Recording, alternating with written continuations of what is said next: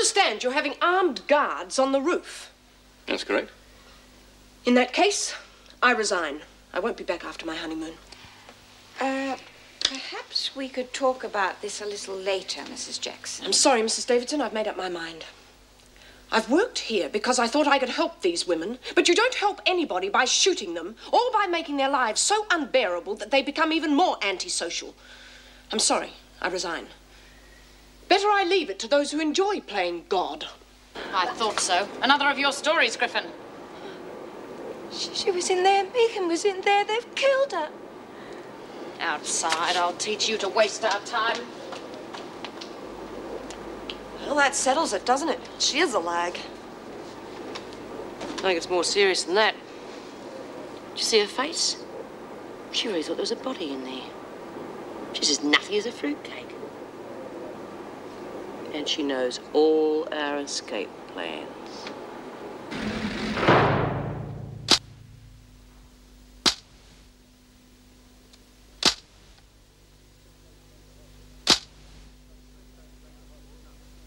Did Smith tell you to make the whole thing up? Is that it? No, I saw her. She was dead. Who was dead, Griffin? If I told you, you wouldn't believe me. It's obvious she made the whole thing up herself. They moved her.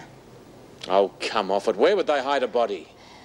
They told me a woman died in one of the dryers. We've looked everywhere, Griffin. If this is your idea of a joke, I'm warning you. Any more of these lies and you'll spend time in solitary, whether you're on remand or not. Please don't. I promise I'll never do anything like this again. Then you admit you've just been wasting our time. Why? I think a few extra duties might teach you that we're not here to play games.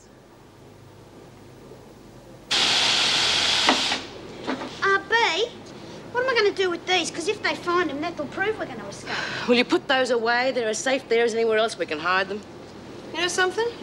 Maybe she isn't going to lag. I mean, what good would it do her? Look, if she's crazy enough to think her friend's been bumped off in here, then she's crazy enough to blow the works. Oh, why the hell didn't we just keep her out of it?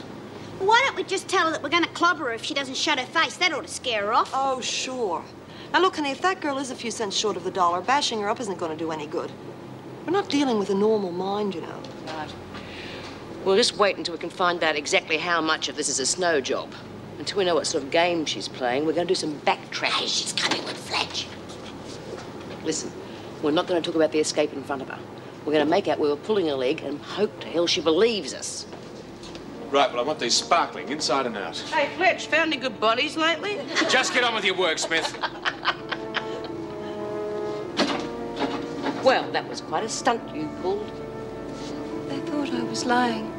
And were you? No, I told them that I saw her, but I didn't tell them it was Megan. They don't even believe that she exists. Do you really reckon that you saw your friend in there? Well, that's why she can't help me. If she knew I was in trouble, she'd tell the police that they've got the wrong person. If she isn't dead, why doesn't she come and help me? How do you think she got in here? And in the laundry? Oh, I don't know. You don't believe me either, do you? Sure we do, honey. I'm telling you that Megan's dead. I found her. When I went into the bedroom, she was in the cot. She wasn't breathing. The doctor didn't know why. He said it was a cot death. Anne, who are you talking about? Well, my baby, Megan. But you told us that your husband took her away. How many kids have you got? Oh, I didn't tell you that. She was all I had. Now she's dead. I named her after my friend, Megan. Now she's dead, too. That's why she can't help me. You got yourself out of a nice little job today? Yes, we had a lot of tidying up to do. Well, it was a total waste of a morning. She must have thought she'd seen something. Rubbish. She's a born liar. I told you that after she forged the letter from her so-called friend. Probably because she's desperate to have someone believe her, that's all. She wanted a phony alibi. You know, her solicitor doesn't even think there is a friend, nor do the police. You know, they checked with the family, and the only Megan they know was her baby who died a few years ago. Oh, Vera, that's awful. Well, the family aren't wasting too much sympathy on her. I don't know how anybody can wipe their own children as soon as they get into trouble.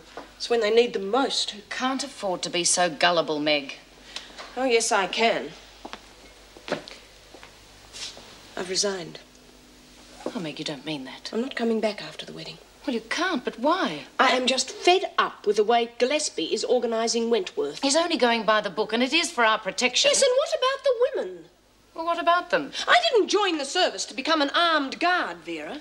I wanted to help these women, not become part of a punishment machine. Look, you're overreacting. Give it a few more days. No, thanks. Well, I better be going. I'll see you in the morning.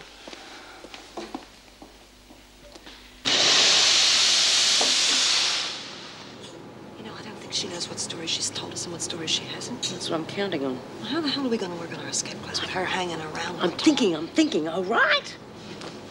Why aren't you working on your escape clothes? What clothes?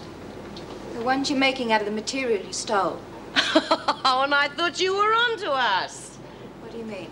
We were pulling your leg. Oh, you would make up that sort of thing all the time to relieve the boredom. Yeah, hell, you wouldn't catch me going down a hole in the ground. Yeah, we really had you going for a while there, didn't we? I almost started believing it myself. You're lying. Listen, sweetie, if I say there are no escape plans, you had better believe it. But if you don't, I'm liable to get very nasty. Don't do this. Don't do that or you'll be locked in your room. Don't cry, you're not a child anymore. Sit up straight.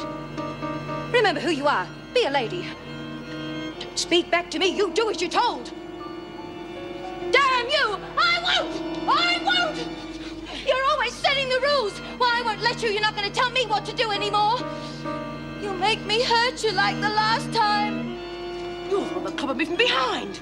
I should wring your neck. Please, no, don't hurt me. Don't punish me. I wouldn't hurt anyone, I promise. You ever touch me again, and I won't think twice about killing you. Won't? I know too much. But you can trust me. We're friends, aren't we?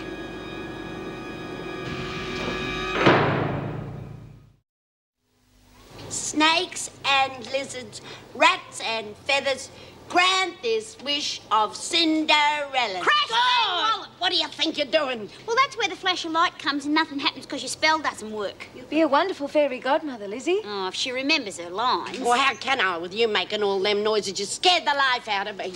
Then you say, oh, dear, You know, it's as though she's got two different people living inside of her. I don't trust either one of them. We'll have to work out some way of keeping her busy until we can get rid of her. Oh, well, if it isn't the life of the sewing circle. All right, only 4 of you to work on the costumes. The rest of you off to the recreation room. Okay, Doreen, Lizzie, Irene can give me a hand. What about me? Oh, you worked on those yesterday, honey. Anyway, I was hoping that you'd come down the rec room and help me teach Margot how to be Prince Charming. But I want to work on the dress. Oh, come on, it'll be fun. You can help them later. Crikey, I really thought she was going to blow it that time. Well, what are we going to do, Bea? Even hearing me lines gives me the shivers. She could turn at any second. Yeah, I don't know yet. When she does turn, though, we're going to make sure she goes the way we want her to. Well, news like that deserves champagne. Remind me to buy a dozen. You've been at Wentworth a long time. Mm-hmm. Look, darling, if work's that important, there are other jobs. I mean, I've got contacts and, well, I'm sure an intelligent, attractive, gorgeous, sexy lady like yourself should have no trouble at all. Look, what am I saying? You should be my secretary. Well, come to think of it, it's about time I had a look at your secretary. Oh, you mean Snazzy Suzanne? Snazzy? That's a bit old hat, isn't it? You haven't seen Suzanne. It wasn't just a job to me, Bob. I know. It's just that I'm used to being in institutions, that's all. Now I know how the prisoners feel when they're released. Well, as long as you don't become a recidivist. I can't help it. It's the way I feel. But is that from being brought up in an orphanage or spending too long behind bars? I didn't tell you that I was born in prison, though, did I? I was a war baby. A late war baby. My mother was pregnant and didn't have any support and somehow got involved in the black market. A mortal sin to go against